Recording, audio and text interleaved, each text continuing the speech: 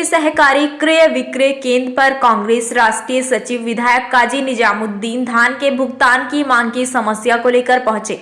आरोप है कि 1 महीने से किसानों को धान का भुगतान नहीं मिल पाया है।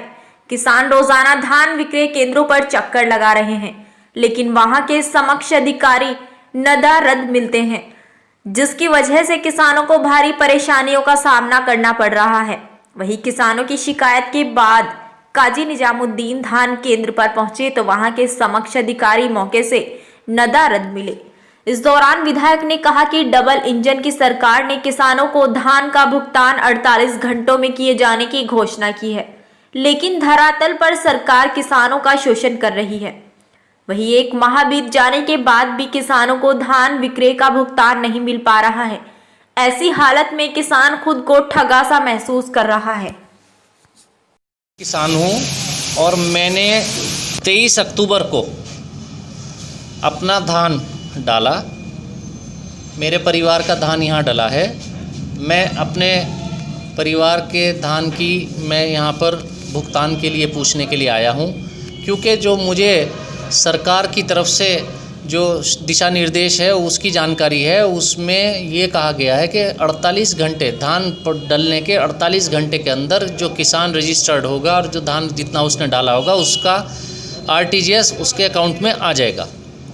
लेकिन 23 अक्टूबर से लेकर अब तक मेरा भुगतान नहीं मिला। मैं यहाँ आया हूँ इस क्रय विक्रय कार्यालय में। इस वक्त आप सामने कुर्सी देख सकते हैं। इस पूरे कार्यालय में कोई सक्षम अधिकारी, कोई अधिकारी नाम की चीज़ यहाँ नहीं है जो जवाब दे सके। यहाँ मुझको आने के बाद कई काश्तकार मिले जो अपनी इस परेशानी को पहले से यहाँ घूम रहे थे, उनकी कोई सुनवाई यहाँ नहीं हुई। तो अब मैंने डीएम साहब से और अन्य अधिकारियों से मैंने बात की तो उन्होंने मुझे एश्योरेंस दिया। डीएम साहब ने कहा कि यहाँ पर एडीएम एफआर साहब को यहाँ वो भेज रहे हैं। सरकार बार बार मोदी जी और उत्तराखंड की मुख्यमंत्री जी लगातार ये हमें कह रहे हैं कि किसानों का भुगतान चल रहा है, धान किसानों को कोई समस्या का सामना नहीं करना पड़ रहा है।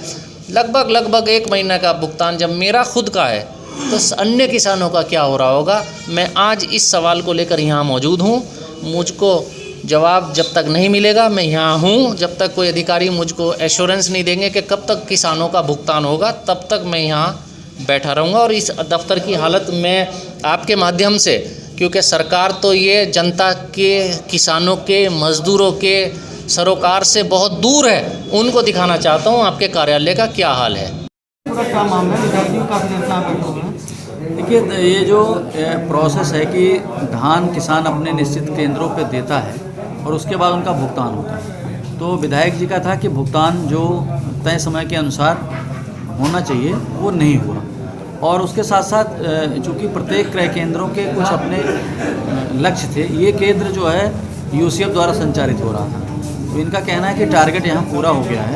तो हम टारगेट बढ़ाने के लिए इनको उच्च अधिकारियों से भी बात कर रहे हैं और भुगतान के लिए हम निरंतर शासन को हमने ये बात रखी है और आश्वासन दिया गया है कि शीघ्र भुगतान जो है, जो अभी पेंडिंग वो भी किया जाएगा और आगे भी इसको इस तरीके से स्थापित किया जाएगा ताकि जो है समय समय से उसका भुगतान होता रहे।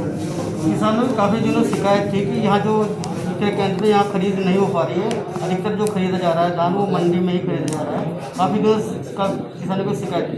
नहीं, देखिए, ये क्रय केंद्र किसानों की सुविधा के लिए खोले गए हैं। इसके नियर में ही 1 किलोमीटर क्रय केंद्र है। अगर इस क्रय केंद्र पे मान लीजिए लाइन लंबी है या भीड़ है तो आप उस क्रय केंद्र पे जा सकते हैं, क्योंकि इनका यूसीएफ द्वारा बताया गया कि इनका टारगेट जो है, जो लक्ष्य था वो चूँकि ऑनलाइन थी तो वो ऑनलाइन अब इनको वो नहीं हो पा रहा है। तो हमने जो भी यहाँ के किसान हैं हमारी तरह है, हमने डिप्टी आरएमओ से आपके सामने इनको निर्देशित भी किया है कि अगर उनको किसी के पास धान है और वास्तव में वो संबंधित प्रक्रिया से वेरीफाई करके ला रहा है तो बगल में क्रय केंद्र पे वो दे सकता है।